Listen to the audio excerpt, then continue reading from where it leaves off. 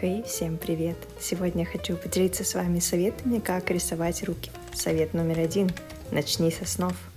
Если вы новичок и только начинаете рисовать и ищете простой способ, как научиться красиво рисовать руки, наверняка вы уже 1000 раз от разных блогеров слышали, что нужно начинать с анатомии.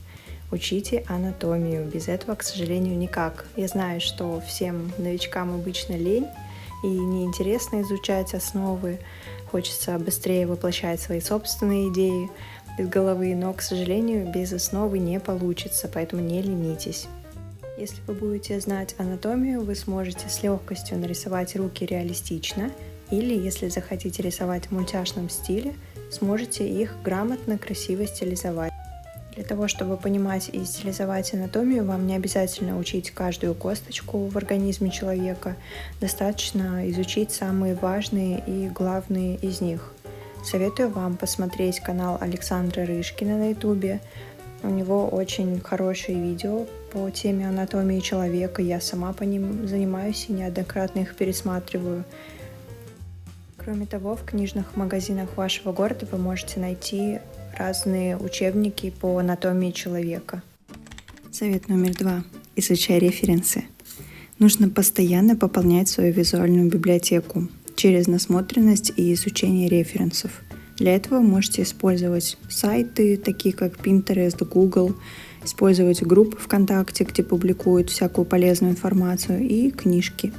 Изучайте особенности и отличия женских рук от мужских, детских и возрастных рук. Изучайте пухлые, тощие руки, изучайте разные руки. Изучайте пропорции частей руки по отношению друг к другу. Рисуя эти руки монстров, я немножко искажаю человеческие пропорции, удлиняя их либо укорачивая. Также посмотрите, как рисуют руки другие художники, как рисуют руки в аниме. Изучайте свои собственные руки, как падает на них свет под разным углом, какие у них пропорции по отношению друг к другу. Все это поможет вам легче рисовать руки, так как ваш мозг будет вспоминать изученные вами референсы и подгружать их в вашу память во время рисования. Совет номер 3. Рисуй свои руки. Часто бывает такое, что хочется воплотить какую-то задумку, но ты не можешь найти нужный референс в интернете. Для этого можно использовать свои собственные руки. Рисование своих рук дает больше возможностей, чем фото, так как это живой объект, и можно лучше разглядеть складки, сгибы, тени, морщины. Совет номер 4. Много практики. Это, пожалуй, самый важный совет из всех.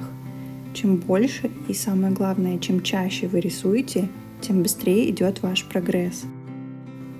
Если вы будете рисовать раз в неделю или раз в месяц персонажа со спрятанными за спиной руками, или персонажа, у которого руки прижаты к телу, так же как многие новички любят рисовать один глаз прикрытой челкой, потому что не хотят развиваться и учиться строить правильно второй глаз симметрично, к сожалению, у вас прогресса тогда не будет. Да, трудно, да, иногда бывает лень, но нужно побороть себя, пересилить, дисциплинировать и ввести в свою привычку рисовать каждый день или хотя бы почти каждый день. Чем чаще, тем лучше. Сделать это своей рутиной, как сходить почистить зубы утром и вечером. Вам не обязательно ударяться в хардкор и начинать сидеть рисовать каждый день по целому дню с утра до ночи, мучая себя. Так вы просто быстро перегорите и просто выйдете из игры. Начните с малого, рисуйте по 5, по 10 минут в день, через день. Старайтесь рисовать каждый день по возможности. И постепенно наращивайте удобный для вас темп.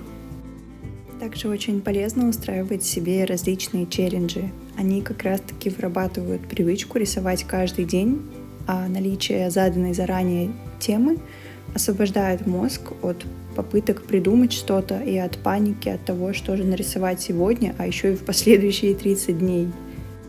Совет номер 5. Выходи из зоны комфорта. Если вы хотите научиться классно рисовать руки, стилизовать их, самый лучший способ сделать это — рисовать эти самые руки. Казалось бы, такая банальщина, но когда ты новичок, ты об этом не думаешь. Ты просто хочешь сесть и нарисовать классную руку в сложной позе и не думаешь о том, что с первого раза, а еще и с редкой практикой раз в месяц, либо раз в неделю, ничего толкового у тебя не выйдет, и потом расстраиваешься, не получив нужный результат. В итоге ты либо забрасываешь рисование совсем, потому что у тебя пропала мотивация рисовать, либо рисуешь просто персонажей по пояс или персонажей со спрятанными руками. Чтобы такого не случалось, просто нужно выходить из зоны комфорта, не бояться трудностей, которые вас ждут впереди, и не ставить себе слишком высокую планку, требуя от себя слишком многого. Да, поначалу у вас будет получаться ужасно, стрёмно и криво, но нужно просто сесть, выдохнуть, сказать себе, что вы только учитесь, и продолжать рисовать.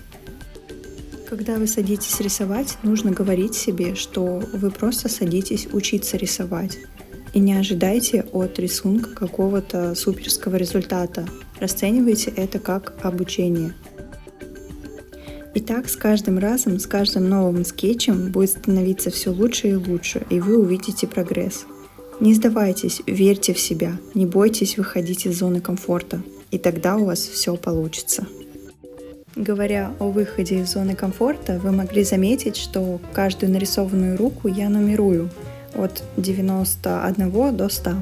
А это может означать только одно, что я устроила себе челлендж рисования 100 рук.